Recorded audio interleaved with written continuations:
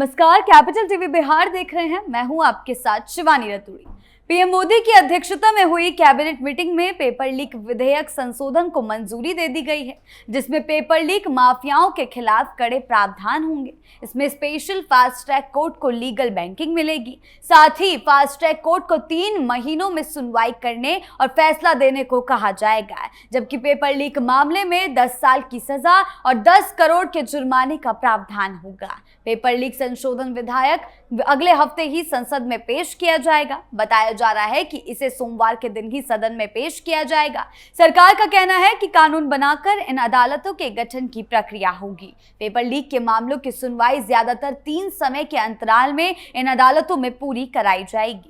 इसे 27 जुलाई को सदन में लाया जा सकता है। अब इसी मुद्दे पर सख्त कानून की बात करते हुए सुप्रीम कोर्ट के वरिष्ठ वकील अश्विनी उपाध्याय ने भी कई धाराओं का जिक्र किया है। क्या कुछ बोले हैं, जरा सुनिए।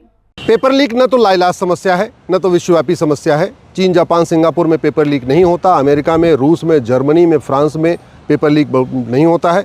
हमारे यहाँ इसलिए पेपर लीक हो रहा है क्योंकि हमारा कानून बहुत सड़ा हुआ है, और जो कानून है भी उसमें भी तुरंत सज़ा नहीं होती है।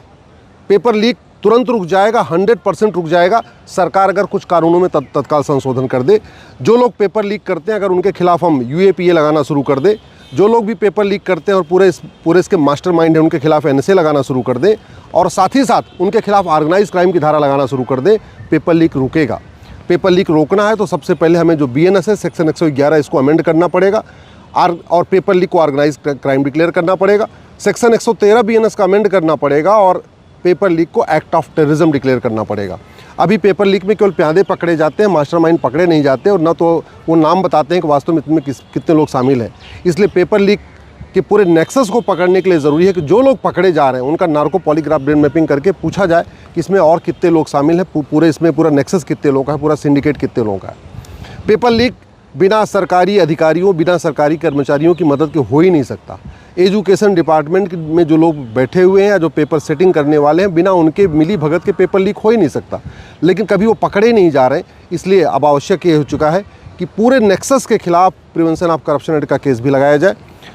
ये लोग जो पेपर लीक करते हैं, करोड़ रुपए कमा लेते हैं, कभी उनकी बेनामी प्रॉपर्टी की जाँच नहीं होती, इसलिए ज़रूरत यह है कि बेनामी प्रॉपर्टी एक्ट के अंतर्गत भी उसकी जांच की जाए।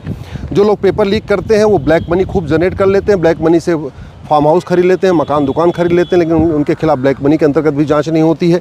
जो लोग पेपर लीक करते हैं, पूरा का पूरा कैश में कारोबार चलता है, हवाला के ज़रिए करोड़ों रुपए लेन देन कर लेते हैं, इसलिए उनके खिलाफ मनी लॉन्ड्रिंग एक्ट के अंतर्गत भी मुकदमा दर्ज करना ज़रूरी है।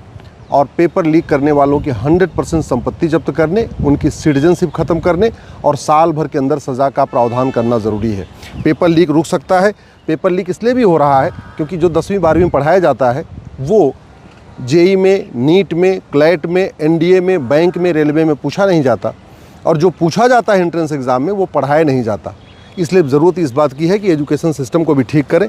पेपर लीक रुकेगा, 100% रुकेगा। उसके लिए पहला काम ये करना पड़ेगा, जो 10वीं 12वीं में पढ़ाया जाता है वही एंट्रेंस एग्ज़ाम में पूछा जाए, जिससे कि कोचिंग की निर्भरता ख़त्म हो जाए। दूसरा, जो लोग भी पेपर लीक में शामिल हैं उनके खिलाफ NSA लगे, UAPA लगे, BNS की धारा सेक्शन 111, 113 लगे, ऑर्गेनाइज क्राइम और एक्ट ऑफ टेररिज्म की धारा लगे, इनका narco polygraph brain mapping test हो, 3 महीने के अंदर जांच पूरी किया जाए, चार्जशीट 3 महीने के अंदर फाइल हो, और 1 साल के अंदर इनको सज़ा हो।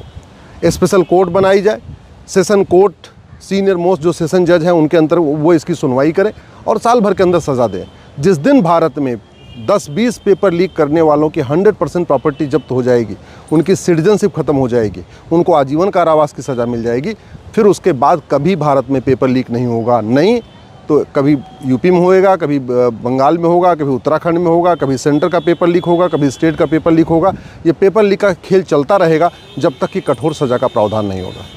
तो एक तरफ जहां इस बिल को सदन में लाने की बात कही जा रही है, वहीं दूसरी तरफ सुप्रीम कोर्ट के वरिष्ठ वकील अश्विनी उपाध्याय का भी साफ कहना है कि ये कोई नाइलाज समस्या नहीं है। ऐसे अपराधियों पर UAPA, NSA और इनकी संपत्तियों पर एक्शन होना चाहिए। साथ ही साथ ब्लैक मनी के खिलाफ भी जांच कराई जानी चाहिए और कई पहलुओं में इनके खिलाफ कार्रवाई की जानी चाहिए। आपकी इसको लेकर क्या राय है, हमें कमेंट सेक्शन में जरूर बताएं। धन्यवाद।